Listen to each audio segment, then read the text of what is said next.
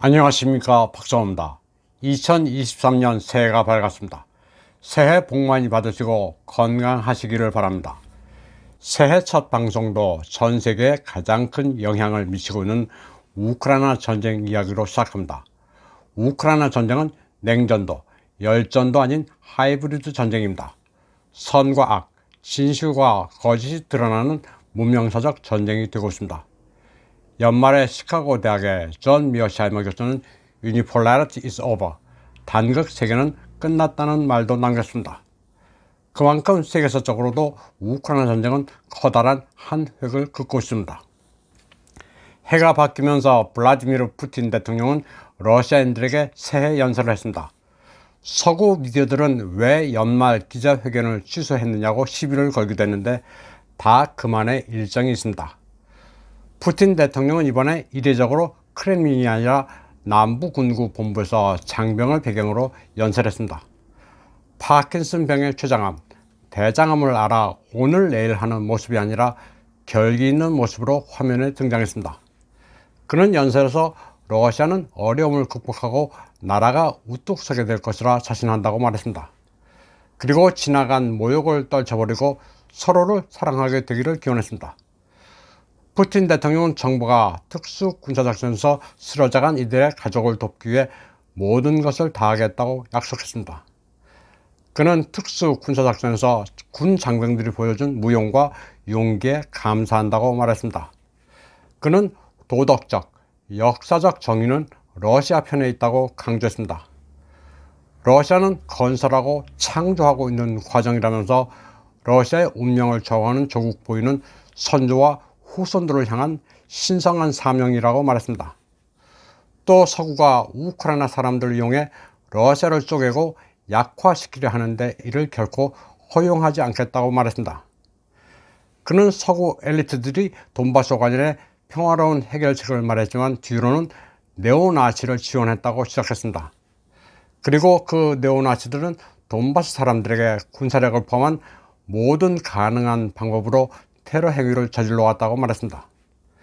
그러면서 러시아의 평화와 안전을 위해 군 장병들이 싸우고 있다고 강조했습니다. 푸틴 대통령은 군 장병과 민병대, 자원봉사자들은 모국을 위해 그리고 진실과 정의를 위해 분투하고 있다면서 그들은 모두 영웅이라고 말했습니다. 세르게이 쇼이구 러시아 국방부 장도 군사 임무 수행 과정에서 장병들이 보여준 용기와 영웅심에 감사한다고 말했습니다. 그리고 그들은 러시아의 위대한 역사와 밝은 미래를 위해 분투하고 있다고 말했습니다. 그러면서 승리는 필연적이라고 강조했습니다. 또 외부의 적들이 러시아의 위대한 성취와 영광을 말살하려 하고 있다고 했습니다. 파시스트 승리 기념비가 철거되고 러시아와 관련된 모든 것들이 취소되거나 모욕받고 있다고 말했습니다. 그러면서 2022년은 러시아의 군사연대기에 영원히 기록될 것이라고 했습니다. 불멸의 업적과 네오나치에 맞선 사심없는 용기와 영웅적 사적으로 가득 찬 한 해였다고 말했습니다. 쇼이구 부장은 의사들과 군산복합체 근로자, 건설 노동자, 자원봉사자들에게도 감사를 표했습니다. 이번 특수 군사작전에서는 이미 퇴역한 공군 조종사들이 애국심에서 다시 전투기 조종관을 잡았습니다. 50세 알렉산드르 안토노프와 블라디미르 니시킨이라는 조종사는 12월 초 바흐무트에서 전사했습니다. 이들은 12월 3일 수-24 전폭기를 몰고 출격했다가 맨패대에 맞았습니다. 탈출할 시간은 있었지만 그대로 전투기를 몰아 지상에 우크라이나군 기갑차량 여러 대와 자폭했습니다.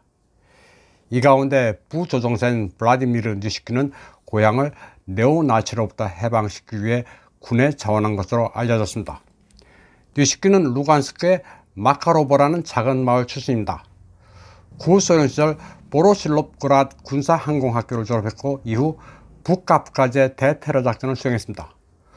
루간스크 출신인 그는 러시아에서 살기 위해 고향을 떠나오기 전 여동생과 어머니에게 비행학교에서 찍은 오래된 사진과 군복을 태워달라고 부탁했습니다.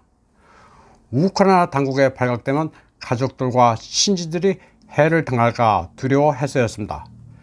그리고 특수 군사작전으로 고향 마을이 해방됐지만 네오나치군이 여전히 마을에 로켓을 날린다는 소식에 분개해 다시 전투기 조종관을 잡았습니다.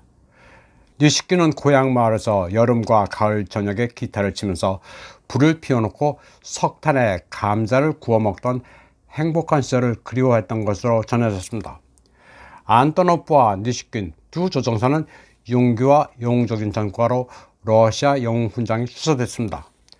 서구 미디어들은 러시아군이 병력이 부족해 마구잡이로 사람을 동원한다고 선전하고 있지만 이는 사실이 아닙니다. 많은 이들이 애국심에서 총을 들고 있습니다. 러시아 경제가 망하고 민심이 이반되고 있다는 서구 미디어들의 거짓말은 스스로의 발등을 찍고 있습니다. 12월 31일 영국의 BBC는 Has the war in Ukraine changed Russia라는 프로그램을 방송했습니다. 말 그대로 르보니까 보이는 대로 촬영할 수밖에 없습니다. 없는 것을 만들어서 찍을 수도 없는 노릇입니다. 뭔가 제재 이후 변했건 했지만 상점은 여전히 활기찹니다. 매대 각종 상품이 넘치고 있습니다. 지들도 촬영해놓고 방송을 안 할 수도 없습니다. BBC 기자가 모스크바 시민을 인터뷰했습니다. 러시아인들은 미국과 나토와 지금 전쟁을 벌이고 있으며 젤렌스키는 그들의 괴뢰, 광대라고 말했습니다. BBC가 이런 방송을 여과 없이 방송한 게 기적입니다. 쟤들이 갑자기 왜 그러는지는 저도 잘 모르겠습니다. 특수군사작전의 밈인 G와 푸틴 대통령의 얼굴이 그려진 머그잔을 파는 기념품 가게의 모습도 방송됐습니다. 슬라바 게로얌 라시, 러시아의 영웅에게 라는 문구와 함께 훈장을 받은 군인의 모습을 보여주는 게시판의 모습도 보였습니다. 이런 가운데 영국 정크 미디어의 아무말 행진은 계속되고 있습니다. 12월 27일 텔레그래프지는 차기 러시아 대통령이 될 수도 있는 바로 푸틴의 어깨에 있는 악마라는 제목의 기사를 게재했습니다. 러시아 국가안보회의석인 니콜라이 파트루셰프가 2023년에 우크라이나와의 평화 교섭 자리에 앉을 수도 있다는 소설을 써댔습니다. 전 FSB의 수장으로 푸틴의 귀를 장악하고 있는 강경파라면서 푸틴이 실각하면 그가 대통령이 될 수도 있다고 주장했습니다. 그리고 대머리에 얇은 입술을 가졌다는 쓸데없는 묘사도 곁들였습니다. 역시 전쟁에서 궁지에 몰려있는 푸틴 대통령을 누군가 제거할 가능성이 있는데 그게 파트루셰프가 될 수도 있다는 악에 찬 소설이었습니다. 영국의 정크 미디어는 언론이라고 볼 수도 없습니다. 출신에 상관없이 능력이 있으면 과감하게 발탁하는 러시아 정치 시스템에서 인재는 차고 넘칩니다.